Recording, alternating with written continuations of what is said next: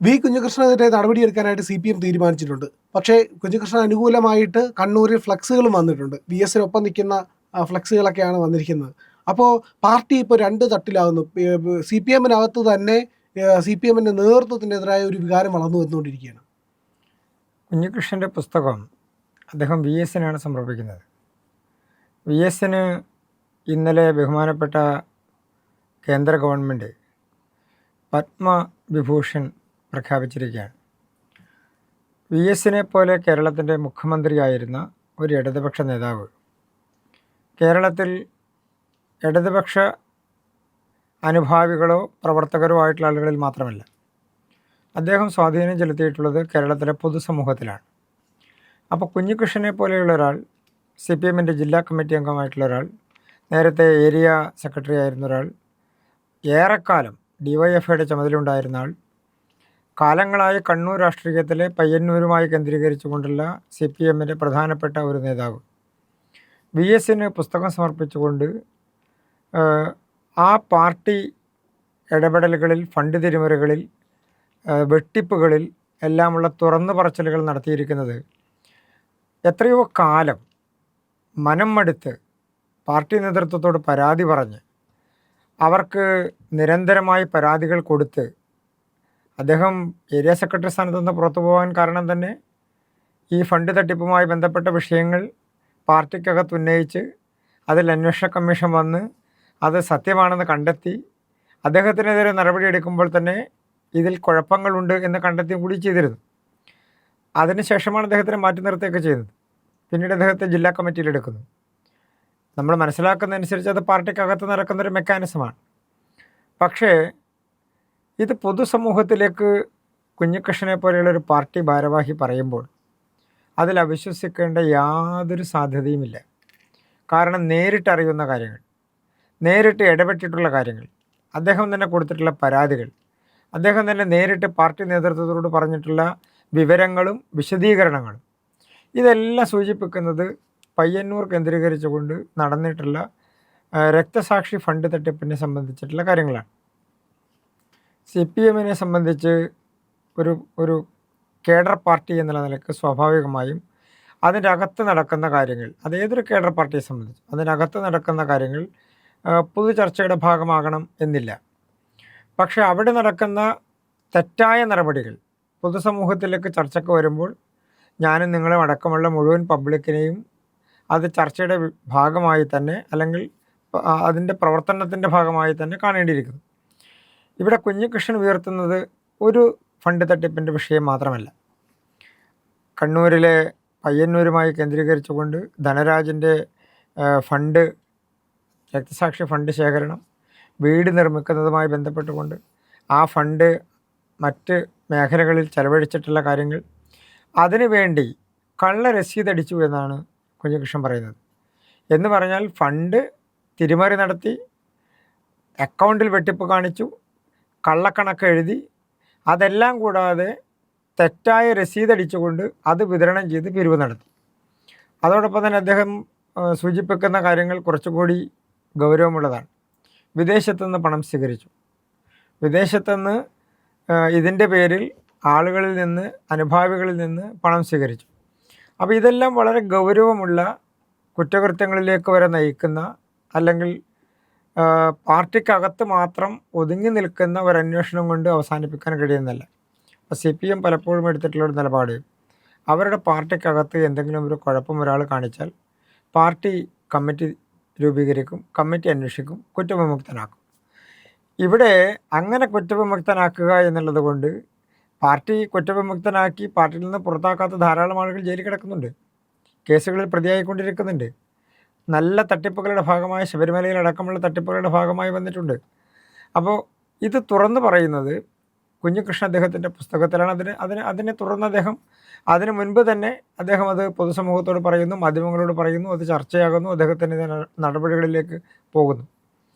ഇത് പൊതുസമൂഹത്തിനെ സംബന്ധിച്ച് പ്രാധാന്യമുണ്ടാക്കുന്നത് പബ്ലിക്കിൽ നിന്ന് പണം പിരിച്ചു, ആ പിരിച്ച പണത്തിന് കണക്കുകളില്ല, പിരിച്ച പണം തെറ്റായി ഉപയോഗിച്ചു എന്നുള്ളതിനെയൊക്കെ സംബന്ധിച്ചാണ്. ഇതൊരു പാർട്ടി കാര്യം എന്നുള്ള നിലക്ക് മാത്രം എടുത്താൽ അതങ്ങനെ തന്നെ നമുക്ക് വേണമെങ്കിൽ വിട്ടുകളയാം. പക്ഷേ ഇതൊരു പാർട്ടി കാര്യം മാത്രമല്ല. ഇത് പൊതുസമൂഹത്തിൽ ആ പക്ഷത്തിനുണ്ടായിക്കൊണ്ടിരിക്കുന്ന ഒരു അപജയത്തിൻ്റെ കൂടി പ്രധാനപ്പെട്ട ആ, തലങ്ങളിലേക്ക് പോകുന്നൊരു കാര്യമാണ്. ഉദാഹരണത്തിന് രക്തസാക്ഷി ഫണ്ട് പിരിക്കാൻ വേണ്ടി അല്ലെങ്കിൽ മരണപ്പെട്ടിട്ടുള്ള ഒരു പ്രവർത്തകൻ്റെ കുടുംബത്തെ സഹായിക്കാനുള്ള ഫണ്ട് പിരിക്കാൻ വേണ്ടി വ്യാജ രസീതടിക്കുക എന്ന് പറഞ്ഞാൽ, അങ്ങനെ വ്യാജ രസീതടിച്ചത് ആരാണെങ്കിലും, അതാണല്ലോ കുഞ്ഞികൃഷ്ണൻ ഉയർത്തിയ ഒരു പ്രധാനപ്പെട്ട വിഷയം. അങ്ങനെ തെറ്റായിട്ടുള്ള നടപടി ചെയ്തിട്ട് ആളുകളെ പാർട്ടിയിൽ നിന്ന് പുറത്താക്കണം. അദ്ദേഹം ഉന്നയിച്ചിട്ടുള്ള ഒരു ന്യായമായിട്ടുള്ള ആവശ്യമാണ്. ഏതൊരു പാർട്ടിയെ സംബന്ധിച്ചും മുന്നോട്ട് കൊണ്ടുപോകേണ്ട സുശക്തമായിട്ടുള്ള ഒരു സംഘടനാ സംവിധാനത്തിൻ്റെ ഭാഗമാകേണ്ട ആദർശപരമായിട്ടുള്ള രാഷ്ട്രീയപരമായിട്ടുള്ള പാർട്ടി പ്രവർത്തകരോട് താതാത്മ്യം പ്രാപിക്കുന്ന ഒരു നിലപാടാണ് ശ്രീ കുഞ്ഞികൃഷ്ണൻ ഉയർത്തിയത്. ഇനി 2, കിട്ടിയിട്ടുള്ള പണം ചെലവഴിച്ചതുമായി ബന്ധപ്പെട്ട് അതിനെ സംബന്ധിച്ച് അദ്ദേഹം അക്കമിട്ട് പറയുന്നുണ്ട്.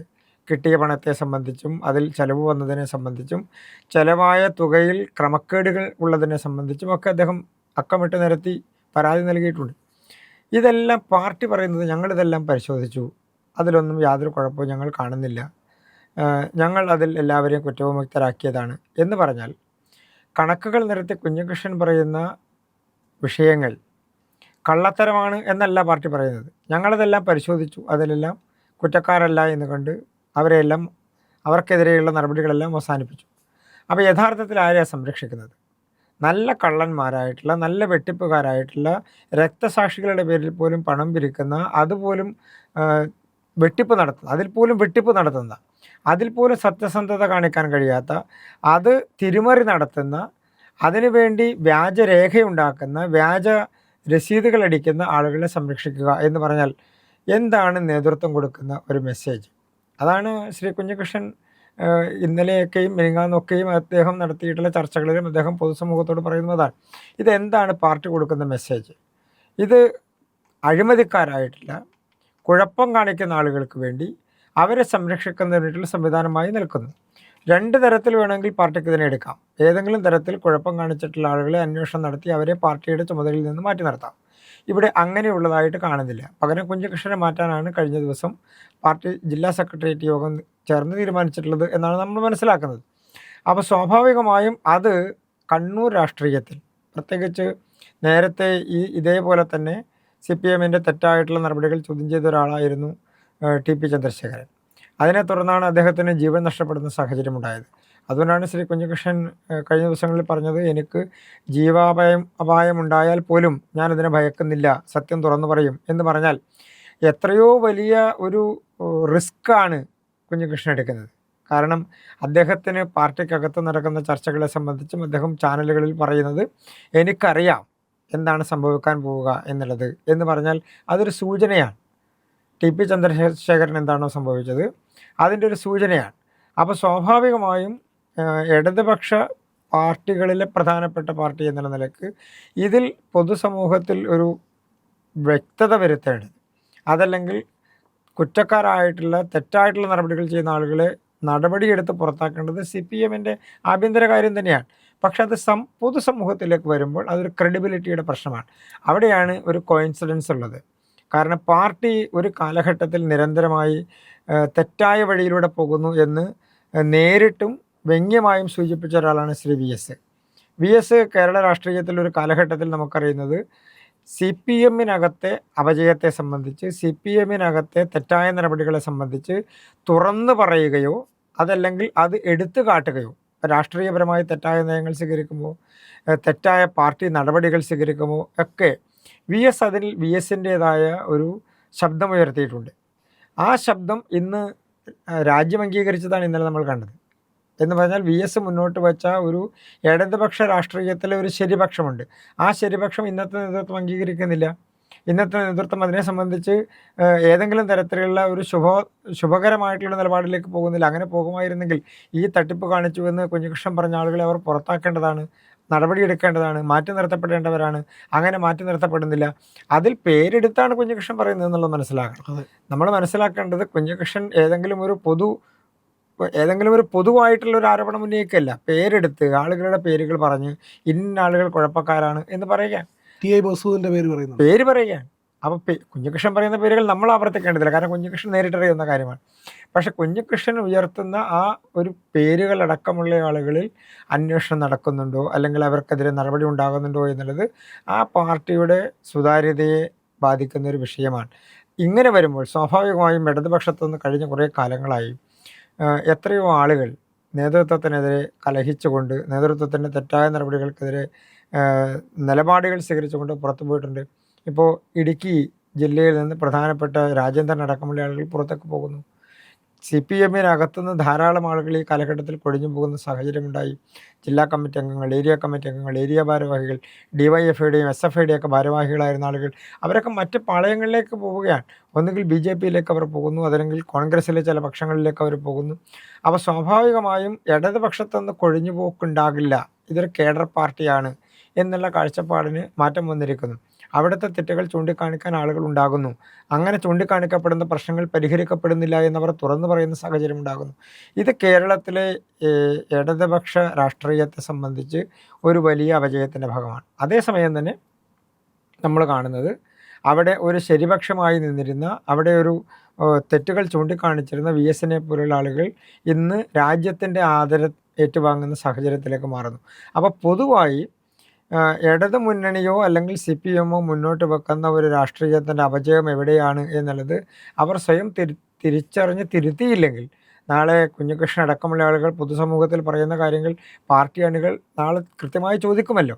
ചോദിക്കാതിരിക്കാൻ കഴിയില്ല. ഇതൊരു കേഡർ പാർട്ടിയാണ് എന്നതുപോലെ തന്നെ അവിടെ ജനാധിപത്യപരമായിട്ടുള്ള അവകാശങ്ങൾ എന്തെങ്കിലും നിലനിൽക്കുന്നുണ്ടെങ്കിൽ ആളുകൾ ചോദിക്കും, പ്രവർത്തകർ ചോദിക്കും, അവരോട് ഉത്തരം പറയേണ്ടി വരും. ഇല്ലെങ്കിൽ ഇപ്പോൾ അഭിമന്യുവിൻ്റെ ഫണ്ട് തട്ടിപ്പ്, അഭിമന്യുവിൻ്റെ പേരിൽ നടന്നിട്ടുള്ള ഫണ്ട് പിരിവിൻ്റെ പണം എവിടെ പോയി എന്ന് ആ കുടുംബത്തിനോടോ പൊതുസമൂഹത്തിനോടോ പറയാൻ തയ്യാറായിട്ടില്ല. ഇതൊരു വിഷയം മാത്രമല്ല, നിരവധി ഈ തരത്തിലുള്ള ഫണ്ട് ശേഖരണ പ്രക്രിയയിൽ തെറ്റായ നടപടികൾ നടന്നിട്ടുണ്ട് എന്ന് അതാത് കാലഘട്ടങ്ങളിലെ പാർട്ടി, അതാത് സ്ഥലത്തെ ആളുകൾ തുറന്നു പറയുകയോ പുറത്ത് പറയുകയോ ഒക്കെ ചെയ്തിട്ടുണ്ട്.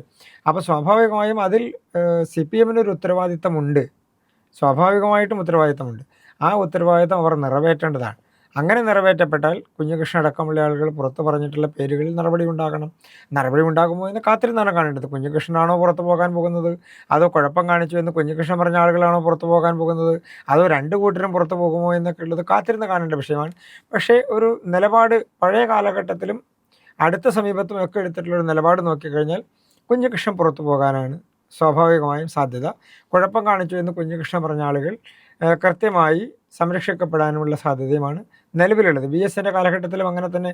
VSനെതിരെ വാളവങ്ങുമ്പോൾ VS ആരോപണം ഉന്നയിച്ച ആളുകൾ പാർട്ടിക്കകത്ത് തന്നെ നിൽക്കുന്നുണ്ട്. മണ്ണ് മാഫിയയുമായി ബന്ധപ്പെട്ടുകൊണ്ട് പണം വാങ്ങിയെന്ന് ആരോപണം ഉന്നയിക്കപ്പെട്ടിട്ടുള്ള ആളുകൾ, VS തെറ്റ് ചെയ്തിട്ടുള്ള ആളുകളെന്ന് ചൂണ്ടിക്കാണിച്ച ആളുകൾ, VS വെറുക്കപ്പെട്ടവനെന്ന് വിളിച്ചിട്ടുള്ള ആളുകൾ, അവരെല്ലാം പാർട്ടിയുടെ ഒപ്പം നിൽക്കുന്ന, ഒരുമിച്ച് പോകുന്ന സഹയാത്രികരായി ഇപ്പോഴും നിലനിൽക്കുന്നുണ്ട്.